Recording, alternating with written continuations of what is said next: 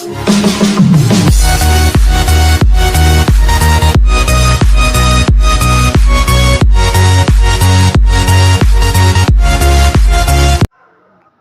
ibu sekalian, bertemu kembali dengan Ibu Ate dalam mata pelajaran pendidikan karakter. Pada minggu lalu, kita telah selesai membahas nilai semangat, karakter, rajin dan giat dari indikator 1 sampai indikator yang ke-10.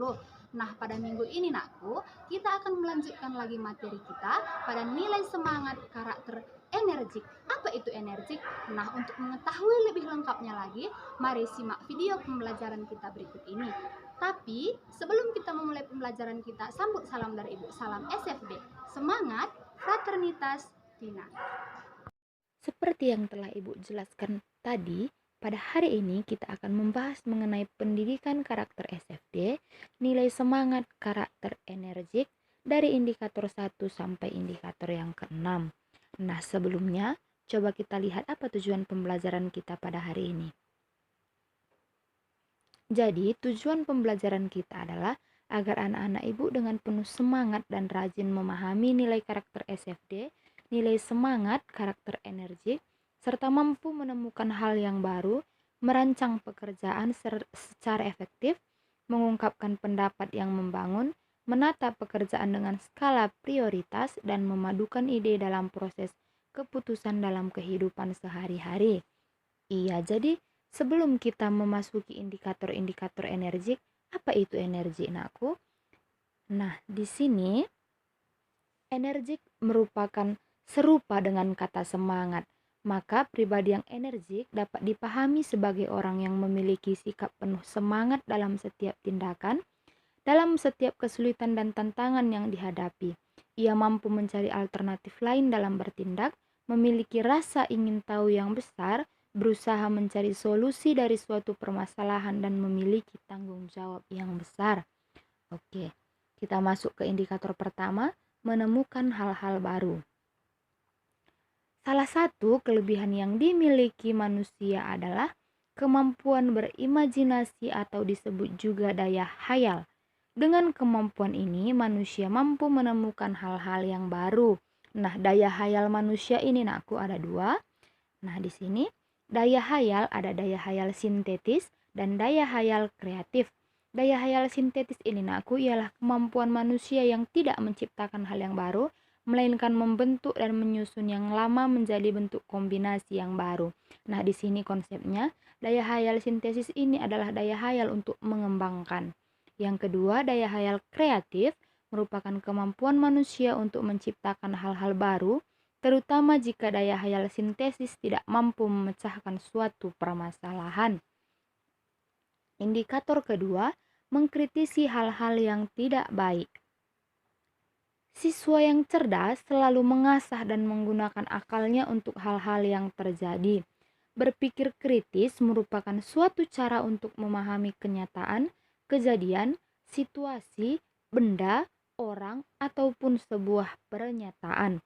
Pribadi yang kritis akan berusaha untuk menganalisis dan mempertanyakan peristiwa dan situasi.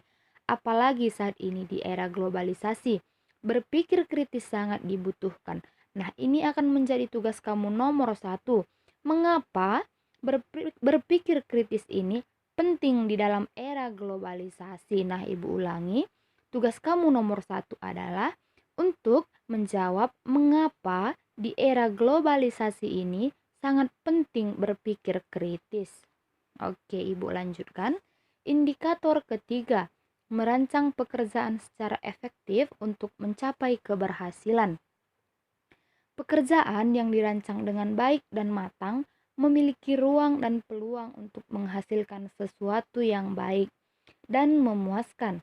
Dengan rancangan dapat dipertimbangkan keuntungan dan kelemahan dari apa yang kita kerjakan. Yang perlu diperhatikan dalam perancangan ini nakku, yang pertama, rancangan perlu memperhatikan pemenuhan tuntutan lingkungan. Nah, jadi rancangan yang kita buat itu harus disesuaikan dengan lingkungan di mana kita berada. Yang kedua, diarahkan pada hasil yang baik dan kepuasan kerja yang maksimal.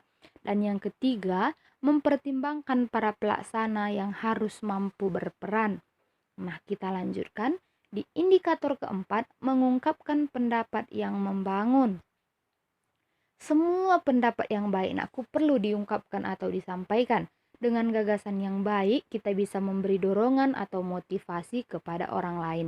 Di lingkungan sekolah, dengan kita berpartisipasi aktif, kita bisa mengasah kemampuan dan juga percaya diri.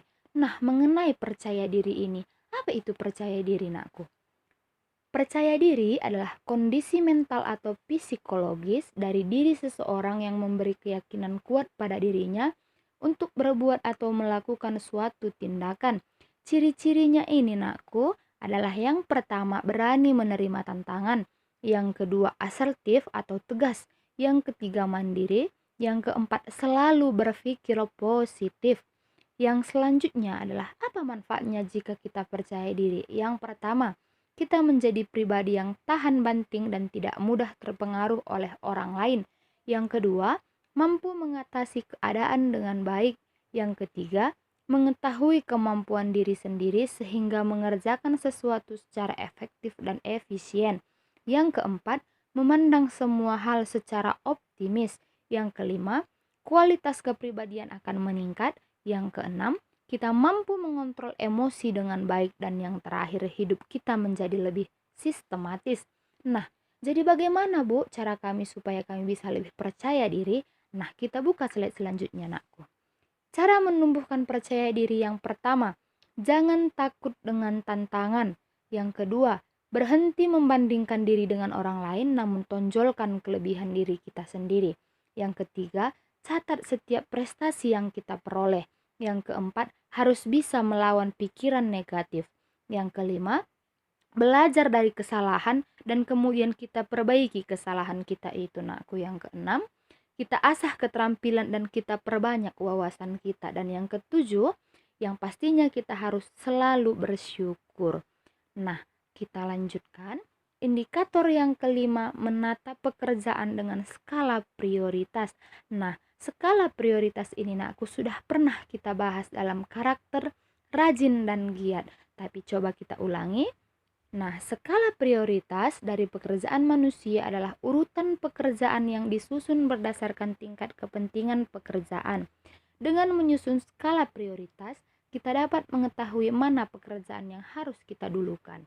Faktor yang perlu diperhatikan, yang pertama tingkat urgensi, yang kedua kesempatan yang kita miliki, dan yang ketiga kemampuan diri.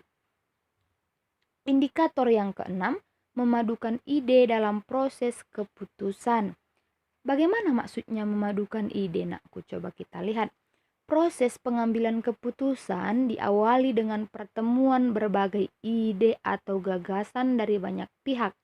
Dari berbagai gagasan ini, diharapkan ditemukan keputusan final dengan memperhatikan dampak positif dan negatifnya.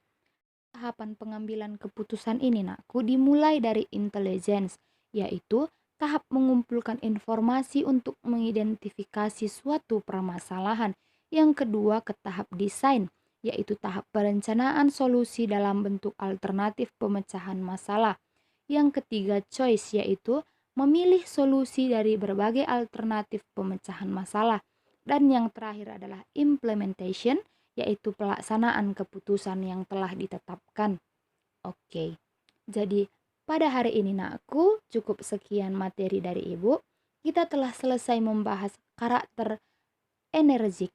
Nah, Ibu harapkan anak-anak Ibu memahami semuanya yang telah Ibu sampaikan. Dan yang paling utama nakku harus mampu melaksanakannya di dalam kehidupan kamu sehari-hari. Karena seperti yang selalu Ibu katakan, nah nilai-nilai SFD ini nakku tidak hanya untuk kamu pahami atau kamu ketahui, namun harus juga mampu kamu implementasikan di dalam kehidupan kamu sehari-hari. Nah, jadi cukup untuk hari ini. Salam SFD.